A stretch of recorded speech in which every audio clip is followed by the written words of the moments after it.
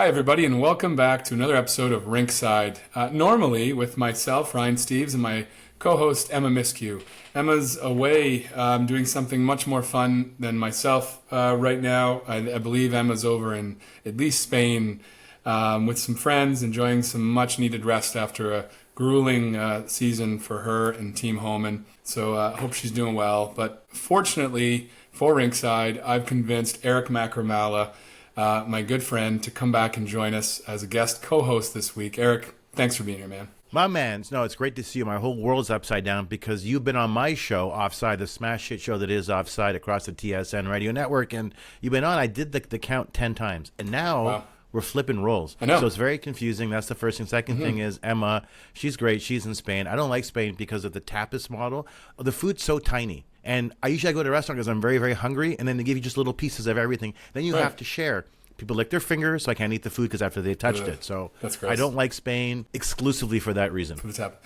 Well, I don't know. I'm following along like so many of us on her Instagram, watching this, and she looks like she's hiking, very active, which is probably something you don't do when you go to Spain. No, I don't do exercise anywhere, let alone in Spain. I've been to Spain once, and all I remember is everyone take a nap at 2:00 in the afternoon. I'm thinking this is why the economy is booming.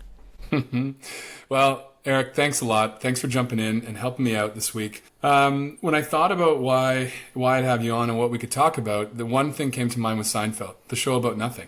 I thought this was a perfect show to have you on to talk about nothing. And by nothing, I mean, let's talk about whatever comes to mind. One of the hallmarks of being on your show, Eric, was we never really prepared. You would have a general theme. Of my life. Yeah, yes. You'd have a general theme, and we'd just riff it. Yeah. So I thought we'd do that a bit today. I've got a list of things that I'd like the good Rinkside listeners to hear about. So let's just see where this takes us.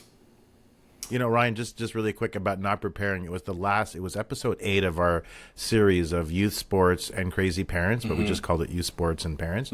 And it had you and Brendan Bell on. It was the last of the 8 episodes we did together. And I was in a hotel in a conference, and I found finally a little nook where I can get Wi-Fi. And then Brendan asked me, what are we going to talk about? And I go, I don't know. We'll figure it out. Right. Let's go. And I hit record. And those are pretty popular shows, right? We had a general theme, but they turned out pretty well. I think people love them and still talk about how there's much more value in having other people talk other than me. Yeah. Well, okay, one of the things I wanted to get you on here was to piggyback on the first time. First, you notice how I say first? It's because I plan on having you back many times. When you came on, it is the second.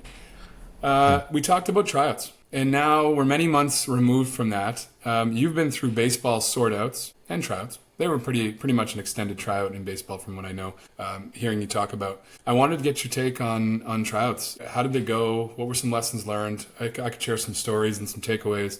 As a coach, both as a coach and as a parent, I was in charge of putting together a team for the Ottawa Junior 67s, the U13 AAA team, and had my son going through the U11 Ottawa Sting AA tryouts. So I was a spectator for that and more of an evaluator and coach for one. Eric, we had Brian Storseth on a couple episodes ago, really talking about the Little League experience here in Ottawa. I'd love your take. How did tryouts and the sort-out process go for you guys? It's a pretty broad question, but what were some of the ways you approached sort-outs? So I would divide the sort-out process into 2 lanes when it comes to baseball. There's the All-Star sort-out, which begins as a prospects program in January, and the prospects, about 25, gather twice a week for fielding and for hitting practice. And then later on, there's sort of an official All-Star tryout, but by that point, the team is effectively likely picked because you've invited the players that are on the radar. The second lane is just a general sort out where all the kids, including the All-Stars, come, and I organize that sort out, and then I sort them out into A and B. So about this year we had 117 kids for minor, which is the level I convene. So that would be the equivalent of U13 or U11, excuse me. And you sort them out.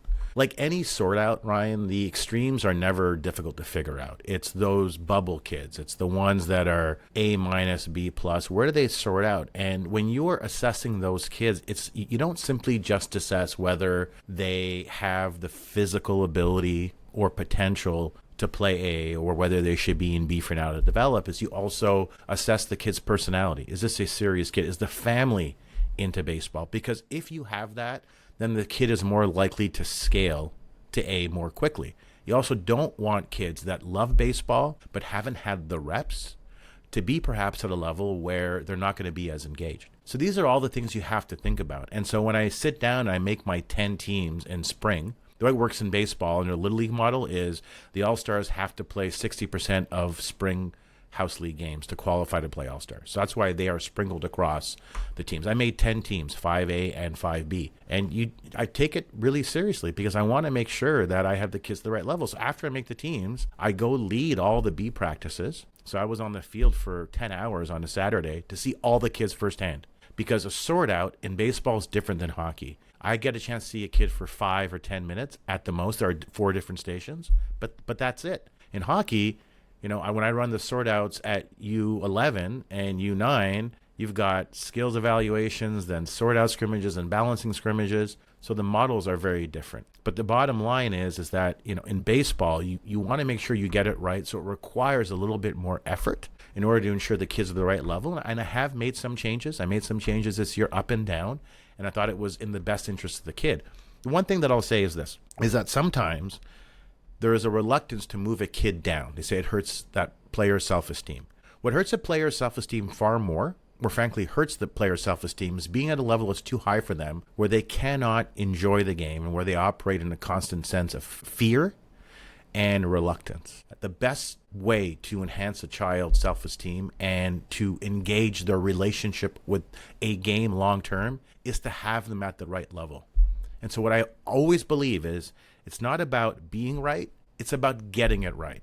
And sometimes it takes a little bit more time, but that time and thought, I think, is time well spent and thought well spent, because the worst thing, and you know this in hockey, the worst thing you can have is a kid at the wrong level. Yes, I tell the coaches at sort outs, you are sorting out kids and you are cutting parents. But I don't care about the parents. I care about the families, if that makes sense. That's a distinction.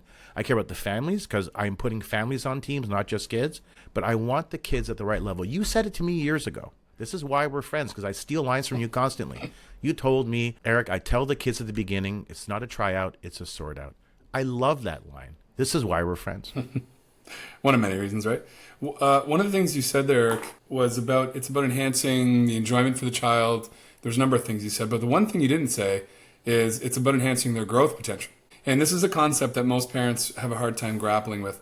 I'm going to release your child from this level and put them down a level, and that is actually going to enhance their growth potential and probably get them back to the same level, if not higher, down the road faster.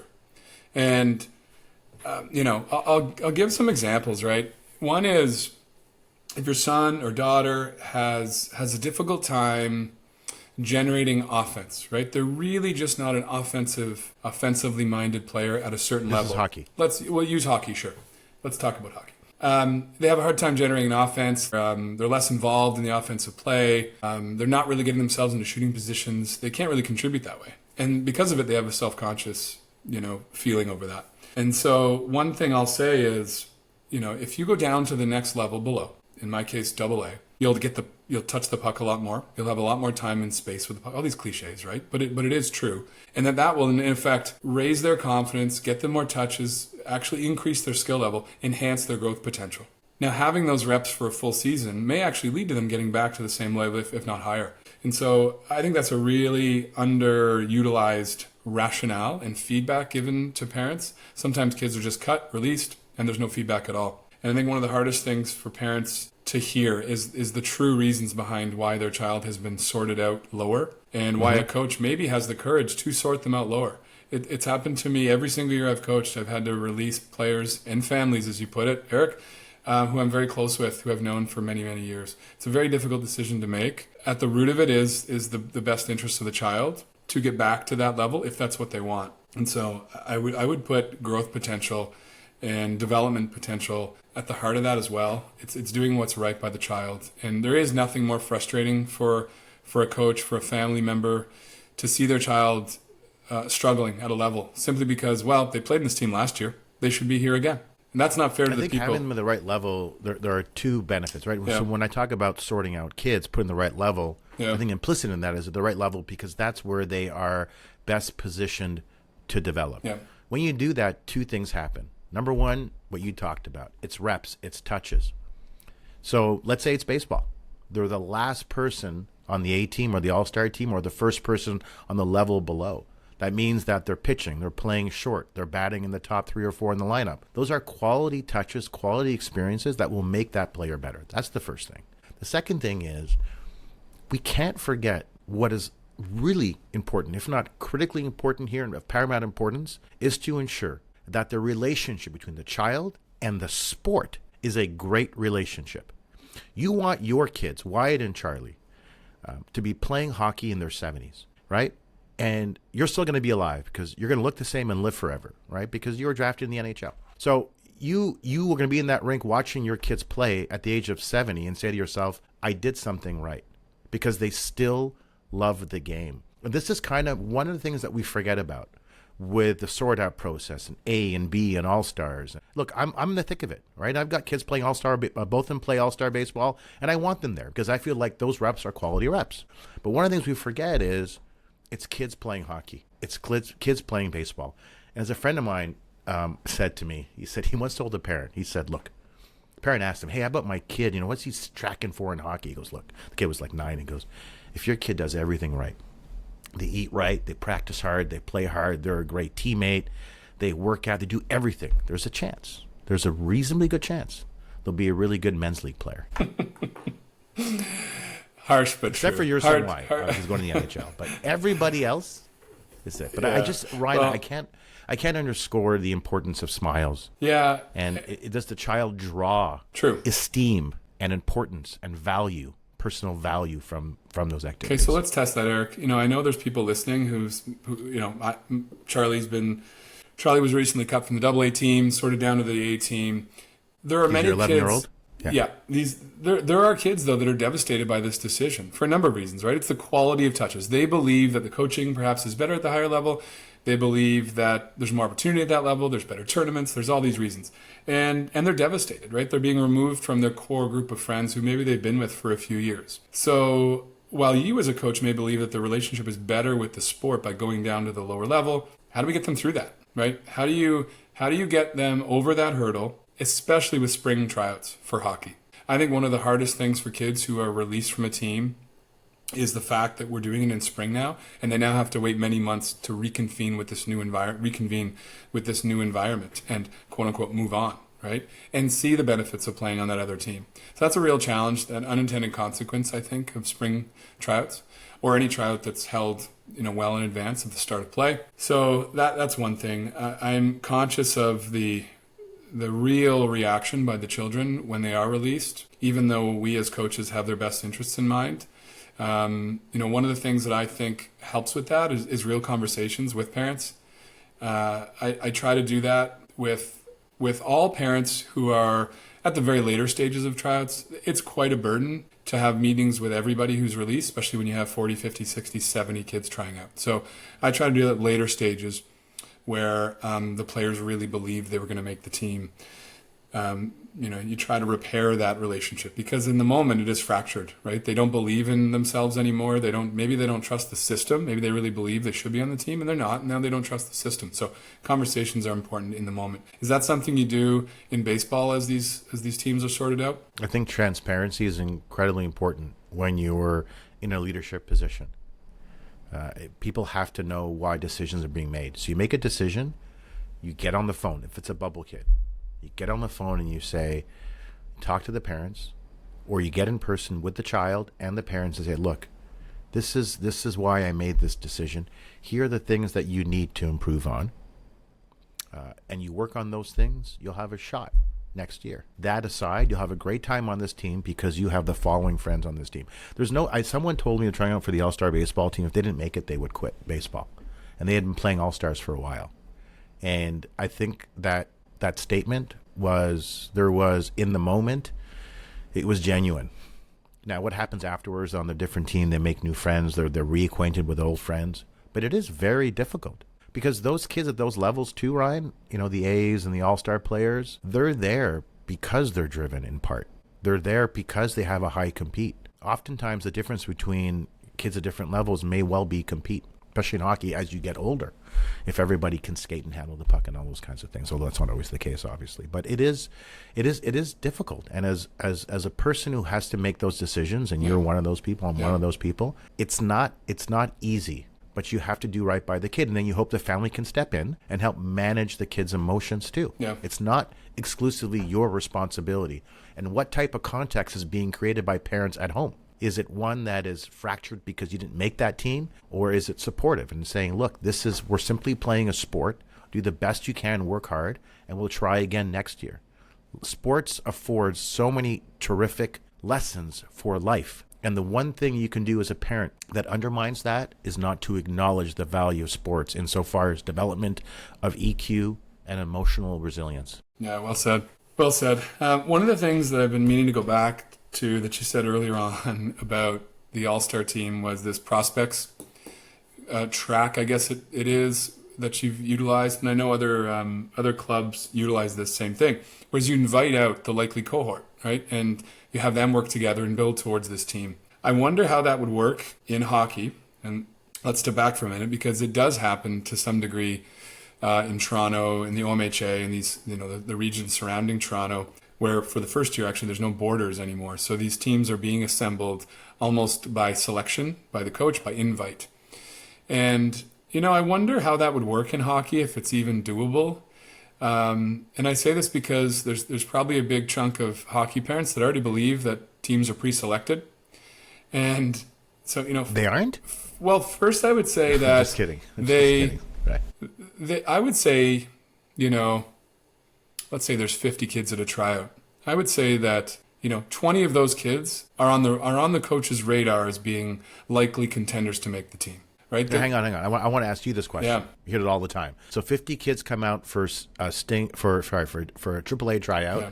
There's a fee associated with that, so you hope that acts as a deterrent, but sometimes it doesn't. There are 10 kids that can't skate backwards. Parents go, I just want to get them the reps. What's your response? I don't love that. I think that's not a good exercise, and it's just not in the kids' best interest. But I'm curious what you think. If they're so far out of their class, should they go to that tryout? The answer is no. And I hate to say that because, I think everybody takes something different from a tryout. And I think most of those kids that you're describing, Eric, know that they don't belong there from a hockey perspective. But, they do take something out of it. Maybe that is to see what the next level looks like. In their case, maybe 2 or 3 levels ahead of them, what it looks like. But the reason I say no is because you're actually trying to run a tryout.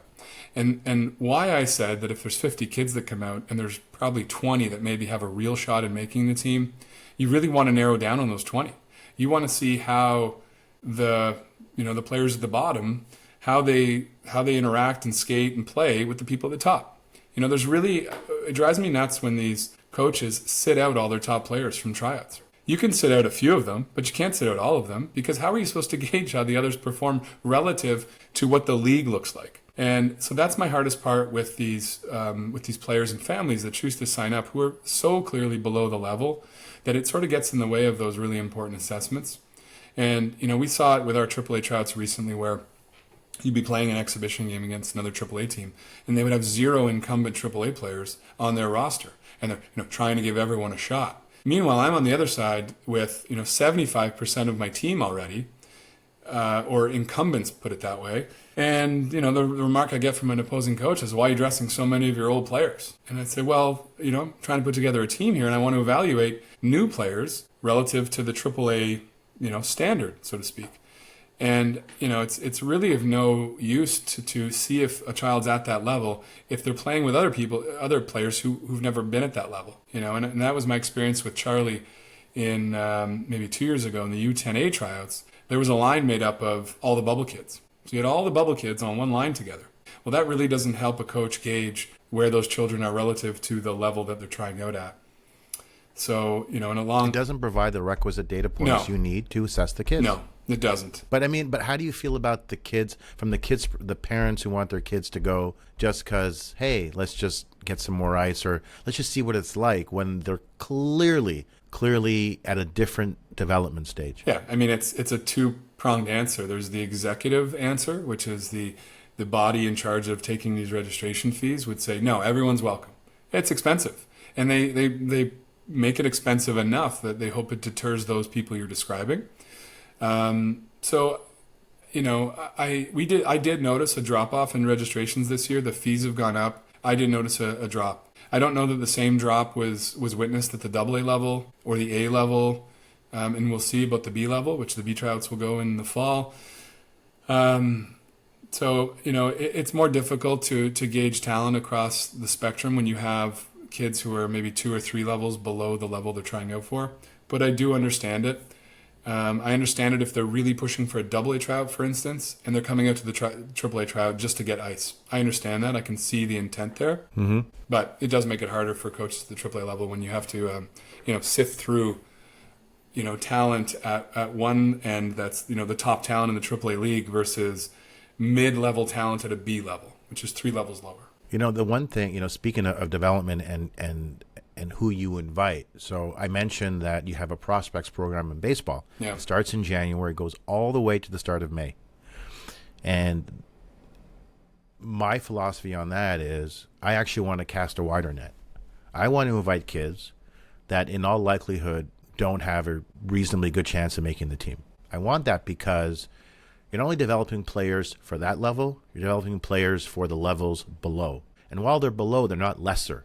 They're just simply a different level. And what I've noticed in baseball is that come sort outs in May, when all the kids are there, so you have 30 prospect kids and an additional 80 other kids that were not in winter ball, Ryan, the difference in execution and the difference in mechanics and technique as compared to the non-prospect kids, the prospect kids are substantially stronger, irrespective of where they started. So I also do love the idea of being inclusive. I love the idea of casting a wide net. When I make the teams in minor, I try and make as many A teams as I possibly can because I want to have as many kids who love the game to have every opportunity to develop with good coaches. Because you're right. Look, let's be honest about it. The coaching might be a little bit different because the top kids in A, they're driven. Their parents, who are coaches, are also driven. So it's just a different personality set. I'm not seeking to diminish others. I'm not making declarations that they can't do it. What I'm saying is it is a little bit different. So you want to give them that opportunity. Plus, when you play against better kids, your game simply gets better. Yeah, I think that's fair. I've had over the years some kids make the team by putting them, on lines and defensive pairing in situations with higher caliber players, and it elevates them for sure. So that is important to see. But what you said about inviting kids out to enter into a stream that would ultimately become the team, I wonder how that would go in hockey. I wonder if we could do something similar, which would probably relieve a lot of the anxiety around tryouts, because I think there are a tremendous number of parents who go into tryouts really hoping that this is the year for their son or daughter when objectively they're just not there. And had they just not gone through that process and gone directly to the level that they probably belong at, there'd be a lot less anxiety. But I just don't know how that could actually go, how that could actually be rolled out. So let me ask you this, Ryan, at your level, your AAA level, you have new players that are on your team this season. Mm-hmm.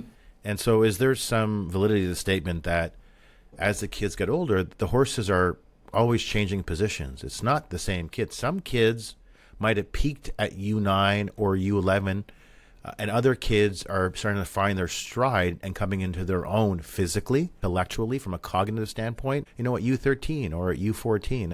It's not set in stone, is it? That the horses are changing positions. Not at all. And I think a good program is going to see changeover every year. And I think that the most changeover probably happens between the ages of 12 and 15, as many different factors merge to make things more interesting. Physical contact, puberty, all kinds of other interests come into the equation. So no, it's very naive and maybe ignorant to even think that the team is going to stay the same. We have 3 new players on our team this year. I think every team I've had has had at least 2 to 4 players change positions every year. So I'm not suggesting that you would invite what ultimately becomes the team to be part of that, as you called it, that prospects channel. But no, you're right. You're absolutely right, Eric. It is healthy. One of the things that I noticed this year, actually, with our AAA tryouts, and there's 5 teams, and we have this system where it's effectively a free agent system. So if you make it to the latest stage of the AAA tryout process and you get released from my team, another team can effectively pick you up and invite you out to their tryout. So it does allow for this sort of trading or free agent signings across the 5 teams, which is really interesting. We could have a whole nother topic about that, a whole nother conversation about it. But when I step back and analyze this, there were actually only 2 players out of the 5 teams that changed organizations through this process. Where did everybody else come from? They all came from their feeder systems below at AA. So by this age, more teams were investing in their own kids, their own development paths to bring up, to effectively promote kids from underneath. And then the majority of the kids who were released, all but 2 of them, were sent back down into the same organization, kept within the same organization. So there wasn't this, artificial trading 4 quarters for $1, to use the analogy of kids just trading places for no reason. The majority of kids were being promoted from within. And I really liked seeing that. There's a story I heard, Ryan, and I want to get you. I have a question after I tell the short little story. A friend of mine told me about one of the moms on one of the rep teams that we were both on. And her nephew played for the Oilers. It might have been 60, 70 games, and I won't mention who that player is. But she got on the phone with him, and she was telling him, her son is 10 or 11, saying, we're doing this extra skating and this extra skating, and we have this, we're working on his shot, through these clinics. He just, when she was done, he said, Auntie, when I was 11, I was playing House League C. I thought that was funny. Like, I know things have changed, obviously. Yeah. Things have changed a lot. And there's lots of reps. I mean, I get my kid up at 3:00 in the morning, works on his outside edge on his left skate for 6 hours straight while singing the national anthem, because I love him and that's just how it's going to be. But let me ask you this: you were drafted by the Avalanche. I've seen you play hockey, just like casually. I mean, you're just so good, right? But other people are also so good. But when you were playing later on in your career, or as you got older, like I just mean 15 years old, 16, were there players you played against or played with that even 3 or 4 years before that, you never would have imagined they'd be playing with you or against you? Oh, that's a really good question. I think I'm one of those players. I was literally the classic player that peaked by not peaked, but I really became noticeable as a household name across the league that I played in, probably by about 15, 14. In my mind. And so I was not a phenom at 9. That and concept. Was your Pee-wee team cut you? Absolutely. I was cut the same year that I'm coaching now, when I was probably a top player on that team. So it made no sense at the time. And that actual side story here, that I think I've told this story probably on your podcast, Eric. You've told me in person. The coach that cut me that year was my fuel as I went through my hockey experience, because he cut me for really no reason. I was a little small, so that was his excuse at the time. And so when I was at the NHL Combine, they asked me this question, which is the stock question that all the teams were asking. They said, who had the biggest impact on your hockey career? And, they're getting ready to write mom, write dad. And I said the name of my Pee-wee coach. And they said, oh, why is that? And one guy in the room actually knew him because he was this Hockey Canada guy. And I said, oh, well, he cut me when I was 11 or 12, and it made no sense to me at the time, and that always motivated me to prove him wrong and blah blah. I gave this big story, and it was true. I went through some adversity and just sort of kept on this nice steady track, and I think that's been lost on a lot of families, that there's this nice steady track. There's an obsession with being the best, being on the best team, being a top player in your league, being on the best spring hockey team, being on the all-star baseball team. And so, Does the obsession run deeper with the kids or the parents? Not at all with the kids. This is a parent-made construct, right? That all of this is a parent-made construct.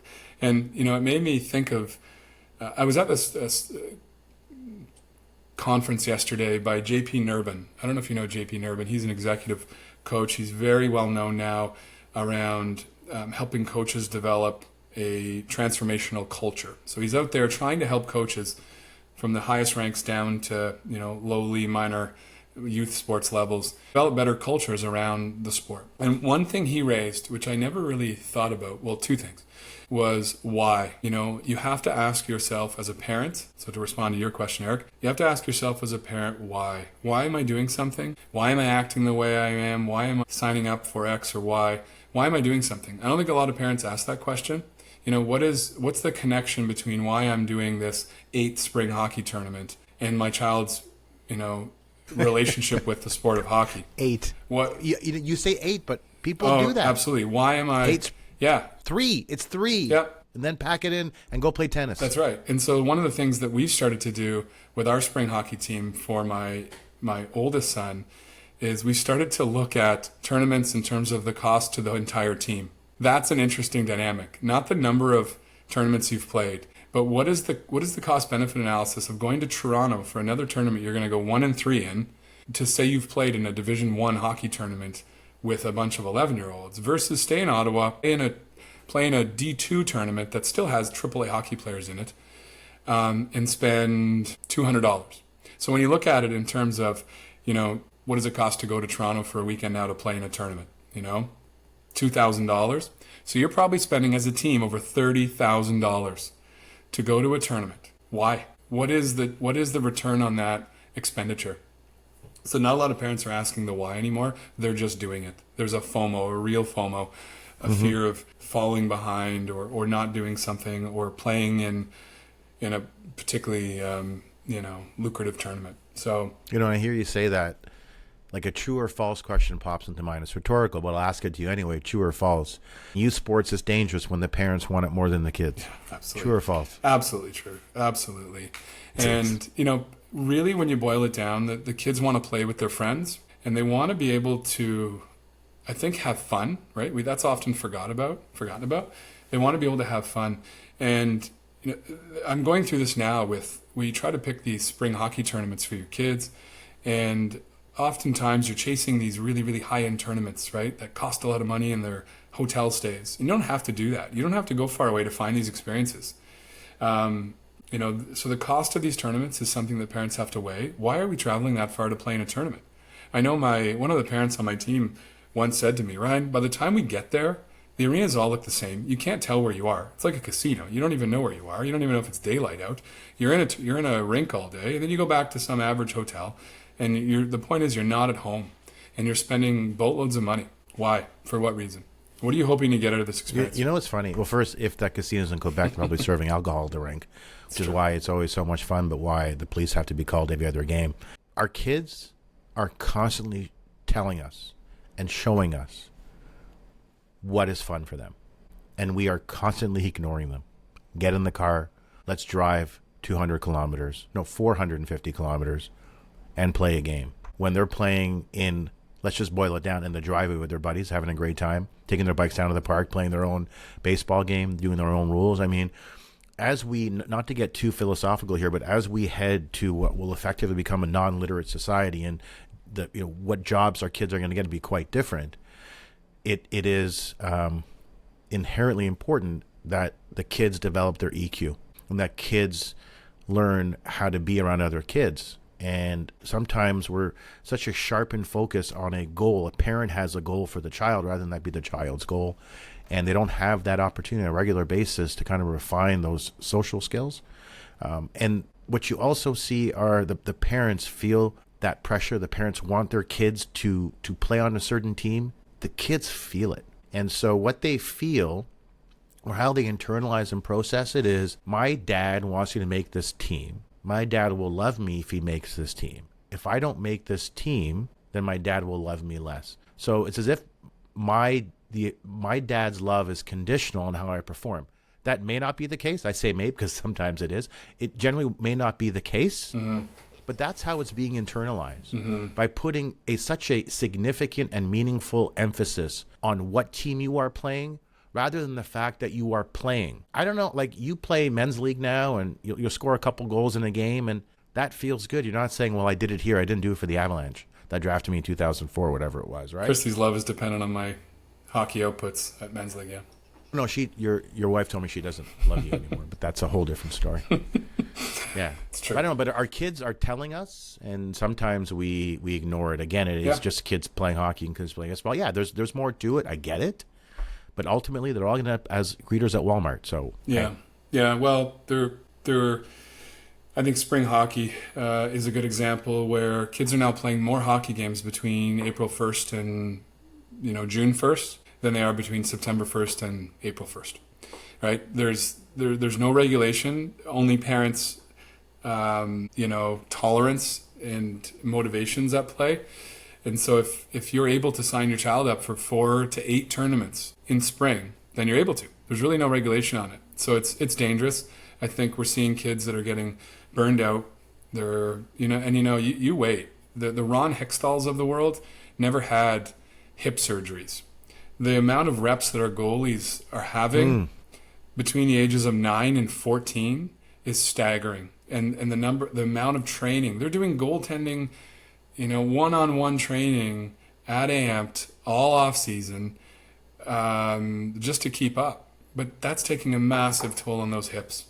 And on the baseball side, you've got pitchers blowing out their arms, having multiple UCL surgeries by the time they turn 25. Absolutely. Overuse. Yeah, Overuse. Your body, the kids are telling you, their bodies are telling you, but you're not listening. Yeah, and so I don't know how to solve this problem other than talk about it, where the science is so clear. Before the age of 13, it's about athleticism. It's about multi-sport. And I think, for the most part, my circles and the friendships that I have, a lot of kids are playing multi-sport or experiencing multi-sport seasons. That's fine. But it's the intensity of these interactions, right? There's no more just dabbling in something in the off season. And I said this to Brian on a couple episodes ago. When the bats cost more than the registration fee, there's a problem in the system, right? And I see it. Kids come into the ball diamond with $400 bats. That's $100 a hit, by the way, over the season. Exactly. It's insane. I see some kids, they have these bats that are worth like $1,000. I'm like, but I've never seen you make contact. Yeah. It's not going to make you a better hitter. It's not. And that kind of stuff bothers me a little bit, Ryan, if I'm being honest, is getting kids really expensive equipment. There's a fine balance. Like, I'm all about, in youth sports, especially at U9 and U11, trying to align the experience with fantasy. So the old joke is Mac Ramala outfits his kids in Dolce & Gabbana, right? Like, one year I bought jerseys for all the minor players, over 120, out of my pocket. And it was like MLB teams, right? Because I want them to have that fantasy, and I think that's important. But the second you start buying your kid who's 9 years old, $200 batting gloves, a bat that's $600, the wrong message is being sent. You are creating now a child that wants to consume this stuff rather than work hard and produce. I find that approach, I'm curious what you think. It may undermine the part of the experience that's valuable to the kids. The part of the sport that's the good part. Yeah. Another topic that we could go on and on about, Eric, is you go into pro hockey life. It's hard nowadays to find a stick under $250. Something that you would actually use, right? That a kid could actually use. The price has just been driven up, and I see that going on with bats and these new batting gloves. Are these the ones with the lightning bolts on them, Eric? What are these? Yeah. The Bruce bolts. Oh, okay. Yeah, I've seen these. These are the latest. The Bruce bolts. Look, you know that I'm rich. Yeah, you are. We went to Pro Hockey Live before hockey season started with Daniel and Nikki, and Daniel needed a new stick. And we went through all of them to see which was his best fit. And I explained to him what does it mean when a stick is a good fit. So we found a nice light one, and it was right for him. The price was, with tax, was about $285. And maybe it's because I'm Egyptian. And the entire time I was disgusted, and I didn't want to pay. But I paid. We got in the car. We started driving. I turned the car around. We took the stick back. Wow. Yeah, we took the stick. I explained to them that this doesn't feel right. Interesting. It doesn't feel right. So what did he do? What's the outcome? We went to Valaket. My buddy owns. Okay. We found the exact same stick, half price. Wow. Half price. It was the hazard, I guess. But that's the thing, is that now the kids are watching YouTube constantly. What YouTube is doing, this is the most nefarious part about YouTube, apart from the fact it never ends, is creating a culture of consumers with our kids. So all they want to do is have all these brands. When I was a kid, I had a Titan stick, and that was pretty much it, but I didn't even know what it was, right? Yeah. And I wore Wallabies to school. I didn't know what the hell was going on. I didn't want to keep buying all these brands. But YouTube has created, in part YouTube, this culture of consumers around kids, and that's kind of gross too. Well, in the I don't know why I made a list of topics to talk to you about, because we've gone through 2 of them, but one of them was I wanted your hot takes on this the new social media policy being considered by the Quebec government, which is an all-out ban on social media by kids under 14. I think they're considering. But one of the problems that I've seen in sport and athletes' interactions with social media, particularly the ones that I'm around a lot, 12-year-olds or so, is is they are consumers of sports content, but in small little snippets, right? And they're just seeing the glamorous things. They're seeing the highlight packs. They're seeing the things that are really hard to do. So they want to do those things. Not to mention they just want to buy the brands that are promoting these videos. But their expectations or observations of sport are now glorified, fancy plays. They're not watching hockey games anymore. And this has led to a decline in hockey IQ, understanding the hockey game and how it's played. I wonder if the same things can be said about baseball, lacrosse, any of these other sports. But it's really apparent in hockey and the higher levels, the scouts, the people at the major, junior, university levels are all saying this. We're getting these athletes that are phenomenal individual athletes, and that's all they want to consume, right? They want to consume content that is carefully manicured, so to speak, to show Curated. It's curated content. Yeah, curated content, but just the real highlight stuff. Yeah. Not the. Then all the kids want to do is the Michigan. Right, and I heard this statement a little while ago. I was at a talk with my son's hockey team, and this gentleman said, "Be the player that displays the non-Instagram moments." It was brilliant, right? It's like do the things that are not Instagram worthy. Which then shines light on the problem with Instagram is that it's all these Instagrammable moments, right? They just want to highlight and consume these Instagram moments, which isn't reality. And so, I take your point on the consumable stuff, but it's also changed the way the kids are actually playing the game because they want to do what they see. So, 100%. I mean, it turns them into consumers. They want to buy all these brands, but also they're not only consuming the parts of the game that are not representative of the game as a whole. So, I got the MLB pack. I never got the MLB package before, but I got it now because there's a week off. There's a week off between the conference final and the cup final in hockey. That's a whole separate show. Yeah, no kidding. That pause makes no sense. I did it with Dallas and the Sabres when I was in law school. That made no sense either. I think it was 98 maybe, with Brett Hull's skate was in the crease, and that was a goal when it shouldn't have been. But the concern is that you have these kids that think that the game is those little snippets. So I got the MLB package, get my kids to watch games in their entirety. So we'll just pick a game, sit there, watch. They won't always pay attention, but you want to watch the entire game because I do think it helps serve their baseball IQ and also the hockey IQ. I mean, you and I have talked about this on Offside a number of times, that you never want to correct your kid after a hockey game, right? When you drive home, they look to you for love and acceptance. That's what you said. I passed it off as my own. My kids thought that those weren't my words because that's not how I speak, because they think their names are dumbass and dumbass. But I think that's really important. But you use the hockey game a couple of days later. Hey, did you see what Draisaitl just did along the boards there? Mm-hmm. That was really interesting how he leveraged his body, and so you use those opportunities. But just kids learn by virtue of watching, and you're not learning on Instagram. You're just consuming. There's a difference between consumption and learning. Yeah. Real and fake. That's a show. That's a show by itself. It is. Consumption versus learning. It is. It's very exciting. Real versus fake. It's always, Eric, it's always fun doing this with you. I realize I got to get you going. Thank you so much for saying yes when I asked you to fill in for Emma. Emma, we missed you. Can't wait till you're back. But Eric, it's been a real pleasure. Thanks for your time today. Please, it's fantastic spending time with you. I mean, we're down the hall from each other, but this opportunity to be on your Smash It show, that's right, that is Rinkside with Ryan and Emma, is a real pleasure, man. And thank you for the invite. Yeah, I do appreciate it. Well, good luck to Daniel and Nikki this year with the Ottawa West All-Star teams. I think we're going to be crossing paths at some point with my son's team. So take it easy on us, huh? All right, my man. I will do just that. And we will live vicariously through them on the sidelines. Thanks, Eric. Thanks, everybody, for listening to another episode of Rinkside.